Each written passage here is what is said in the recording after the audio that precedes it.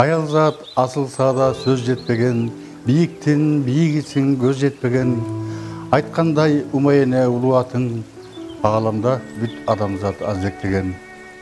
Энелер бар бұл дүние аста-аста, чайпалбай қармалғансы тең салмақта, қалыстығы жоқ болса энелердің, оғдарылмақ жер шарыбыз бір заматта.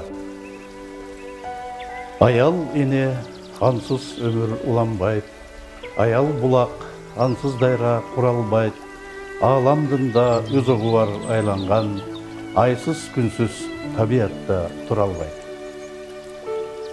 О энеке бақыт жайт жамалыңдан, ойғы баттым доорумда заманымда, неге мен андасманды қарап жүрөм, бейіш болса өзіңдің таманыңда. Қадамыңан күніге тапқан ардақ, емдер сенің роліңді атқара алмақ. Тағдырыңдан зат деп құлап жатсам, жүрегіңді берерсің башқа жаздап. Урматтуу айымдар, сіздерде келе жатқан аялдардың ел аралык күні 8 март байрамыңыздар менен құттықтайбыз. Біздер мырзалар үшін 8 март айымдардың майрамы, мааниси ең чоң.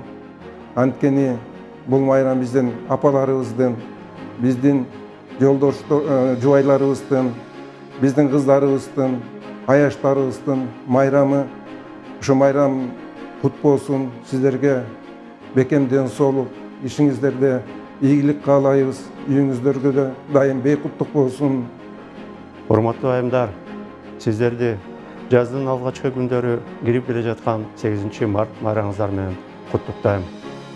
Аял заты үй бүлөдө гана эмес, мамлекеттин өнүгүп өсүшүнө да салымы өтө чоң. Сіздердің жүрөгүңүздөрдөн чыккан жылуулук турмуштун оор жагдайларында күчүңө күч, демиңе дем кошуп, келечекке болгон ишенимди арттырат. Сіздерге чың денсаулык, аялдык бакыт, түгөнбөс мээримди жана аарулукту каалайм. Майрамыңыздар кут болсун, урматтуу айымдар.